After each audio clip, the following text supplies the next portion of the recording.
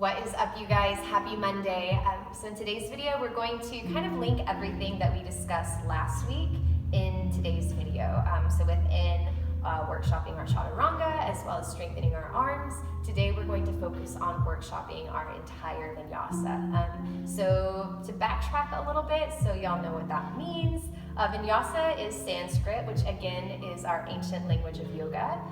It's Sanskrit for simply breath to movement, or linking our breath to movement, moving with the breath. If you go to a Vinyasa style class, then obviously it varies from studio to studio, to teacher on how they define their style of Vinyasa, but I'd say 95% of the time, overall, a Vinyasa style class is simply linking breath to movement. So you're moving at a relatively quick pace from pose to pose in a fluid flow.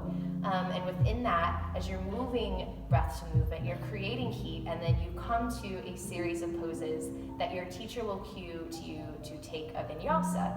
And again, this depends on studios and teachers, but overall, our Vinyasa looks like four main poses, which is moving from high plank to chaturanga to upward facing dog, back to downward facing dog.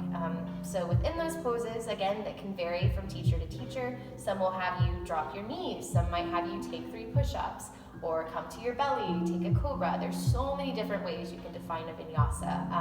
And the benefit of that for you is that you can find a vinyasa that works with your body, that you feel more comfortable taking on.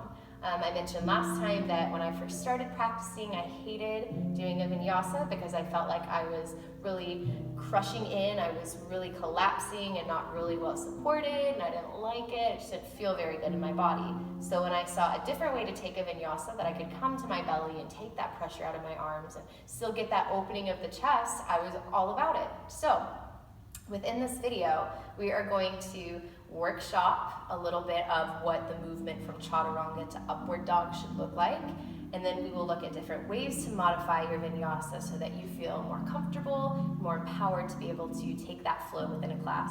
And it's just nice to have something in your toolbox, so when you go into a class, you might not know every pose right now, you might not be able to hold it the longest or whatever it is, but at least you have something in your toolbox that if you're cued to take a vinyasa, then you know, oh, this is what a vinyasa is, or this is the style of vinyasa I prefer to take for my body. So, having said all of that, I have the same props we had last time. I've got my 2 blocks. Again, you can grab your books if you'd like.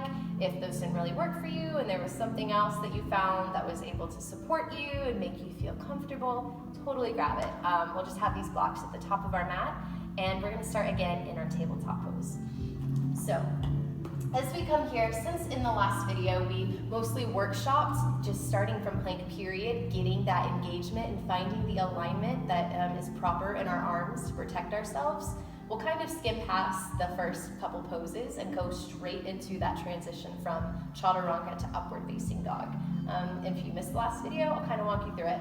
So, we're coming to tabletop, hands and knees. Our blocks are going to be at the top of our mat, about shoulder width apart, so that when you lower halfway, they're just barely going to support your shoulders so that you know that's where you should stop halfway down in a full chaturanga. And again, you can be on your knees. We'll go through different ways to do it. So, starting here in tabletop, grip the mat with your fingertips, and then imagine opening a mason jar. So we're gonna start to squeeze our elbows in, feel our upper back engage. From here, gaze to the top of your mat. We're going to shift forward with a breath. And then exhale, start to bend your elbows. Keep your chin lifted, lower halfway. Now, this is where you can kind of get creative. So we'll take a low chaturanga first on our knees. From here, in our low chaturanga, we'll shift forward, lower halfway, and then drop the hips. Keep your chest lifted as you press up into a high cobra. In high cobra, we're keeping our elbows squeezed in. Our shoulder blades are down our back. Pretend there is a small P between your shoulder blades. You're trying to squeeze them together. At the same time as you're squeezing, your chest is opening and broadening. Toes are untucked. We're pressing into the tops of our feet. Root into your fingertips. Look up. And then exhale, lower. Breath in, pull your belly to your spine. We're gonna press back to tabletop. And then we'll tuck our toes, send our hips up and back, downward facing dog. Awesome. So if you're like, what was that? That moved way too quickly. It's cool. We're going to go through it again, right? So this is our first option for a chaturanga, which is to drop your knees from high plank. So there's not as much pressure on your arms. You have a little bit of support in your knees and your legs as you move through that pose. So again, tabletop pose, grip, twist, engage. Shifting forward, shift your gaze past the top of your mat, chest is proud. Then with your belly to your spine, elbows squeeze in, lower halfway. Hips all the way to the ground. Press up, cobra pose. Now in your cobra here, if you notice that this is really uncomfortable on your wrists, totally feel free to walk your hands a little closer to the top of your mat. And then press down, lift up from here. If you want to keep your arms in that alignment so you don't have to find it again, that's cool. Keep your arms here. Maybe you lift just barely an inch off the ground, or maybe you start to come up with breath. And then exhale, we're lower down. Inhale, belly to spine, press up, tabletop.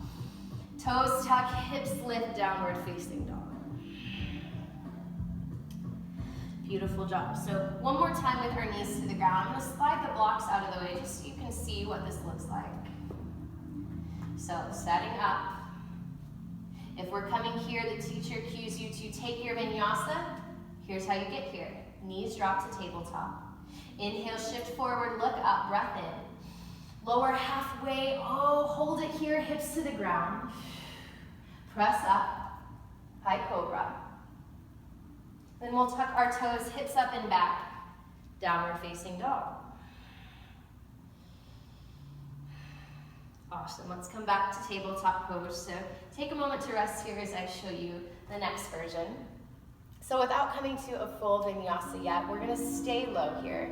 So again, you can drop from plank to tabletop at any point before your vinyasa. And from here, we'll grip the mat, squeeze our elbows in. Shift forward, breath in. And bend your elbows. We're gonna lower hips, belly, and chest to the floor. Now this is especially nice where you can walk your hands up so you have a little bit more space in your arms. Then breath in, find whatever cobra looks like for you. Then exhale all the way down. You have a little more work here since your chest is down, but you're more supported, so big breath in, belly pulls. Press everything up to table and take your downward facing dog. Awesome, let's move through that a couple more times. So tabletop pose, breath in, shift forward. Lower all the way to the ground. Cobra pose with your breath. Lower. Get strong, press up to table. Downward dog, up and back. Awesome job. So that is the option to take your low chaturanga, is to drop everything, belly, ribs, and chest to the floor. And come up, maybe not as high as before, just a little bit into cobra. And back down. So, coming now into our full chaturanga. We're going to step our feet back into high plank. Now, I'll go over, as we showed in the last video, moving from our chaturanga, as we come halfway down, we want our shoulders to stay squeezing together. We want to imagine that P between our shoulder blades. Whereas as we were coming down to our bellies, it was more about lowering and flattening. Where here, we want to keep that space in our chest so that way it's easy just to look straight up, transition into upward facing dog.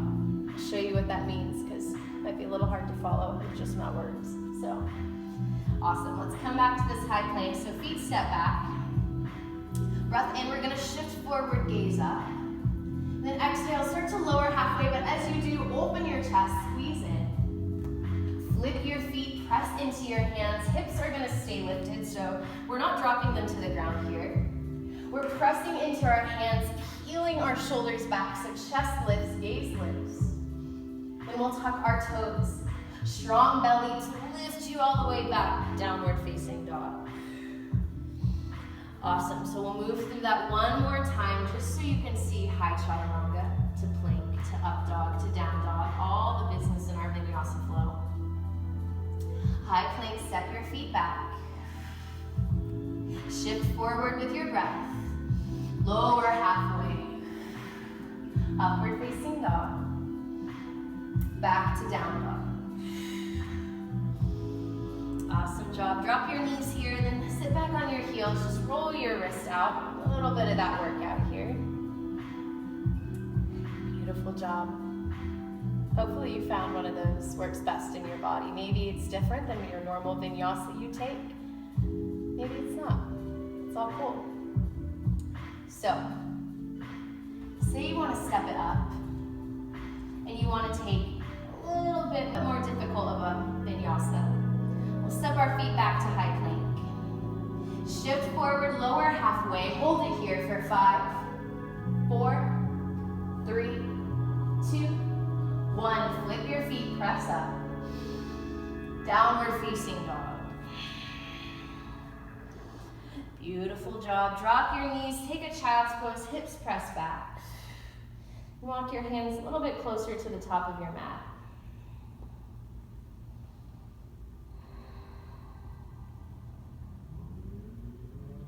Rock your head back and forth. Release that work in your upper arms and shoulders. Start to walk your hands back to your knees. Find that tall seat again and let that work go.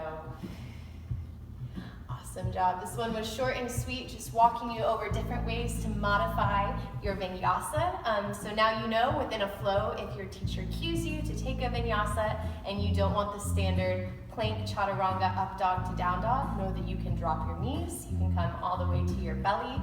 You can hold it in your chaturanga for however long you'd like to. Really taking anything that feels good in your body and allowing yourself to be safe as you do it. So thank you guys. I will see y'all in the next video. Namaste.